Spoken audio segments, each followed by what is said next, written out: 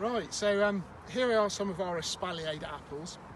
These run right the way down the centre of the garden, and the reason we've got them here is because we have some old photos of the garden that show there would have been Espaliered apples next to these central borders.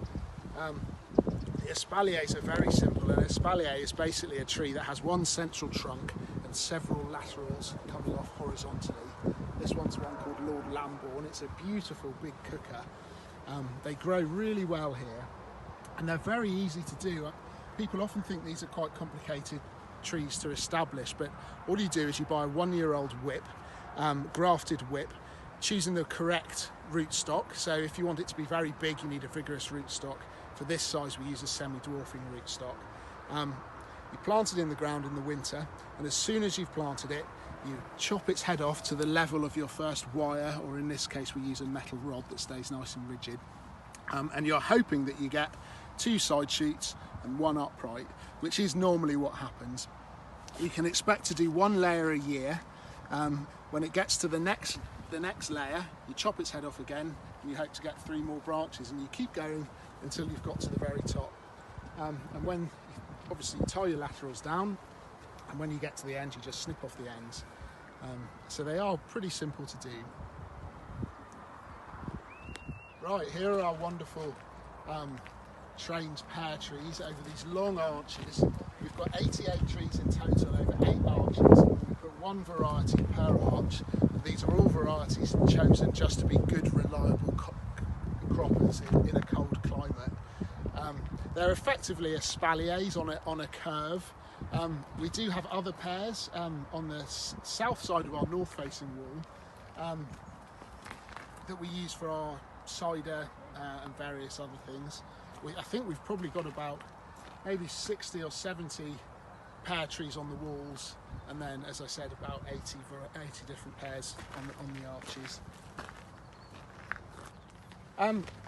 Right, so here are our wonderful espaliered pears.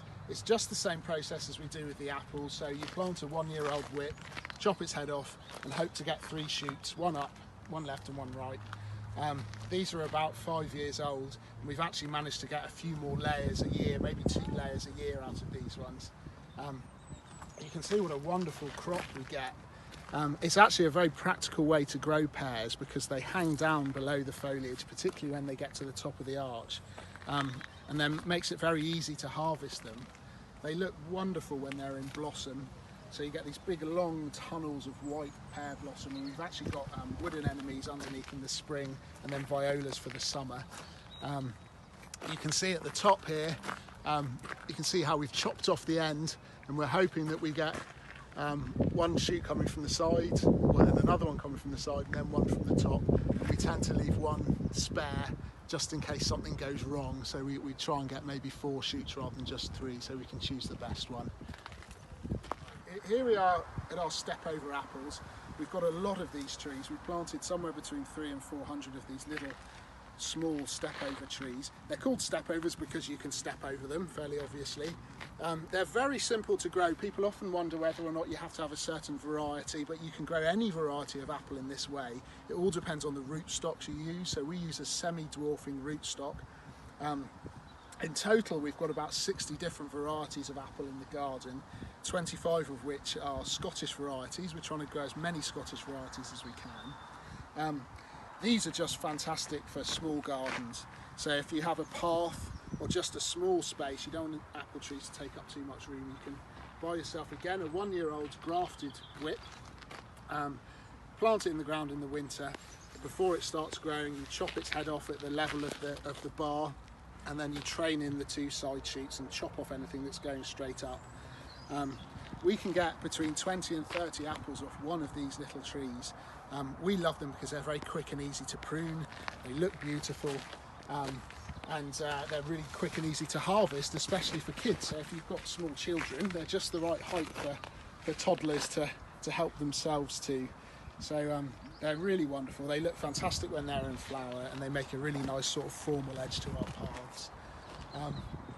On the walls, we've got our apricot trees. So we think these may well be the oldest apricots in Scotland. Somebody will probably pick me up on that, but they're certainly some of the oldest, well over 100 years old. on a good year we get several hundred kilos of apricots off them. They're just wonderful trees, all craggy and old, fantastic things. We've got about 10 in total.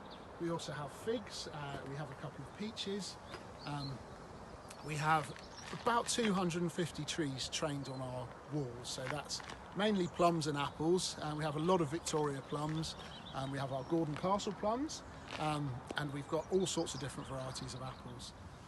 Right, these wonderful old trees are probably the oldest tree in the garden.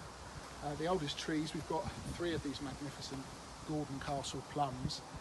It's a variety that was actually bred in the garden sometime in the late 1800s by a chap called John Webster, who was head gardener here from 1850 to 1890. And not only was he a really amazingly skillful gardener, he was also a fruit breeder. And he bred this wonderful, wonderful golden kind of apricot-y coloured plum. They're still commercially available, but these have to be the oldest trees in the country. We use them for our plum gin. We always save some, especially for our plum gin. So we've got our own gin with our own plums in, which is quite nice. And we also save them for sale to our visitors.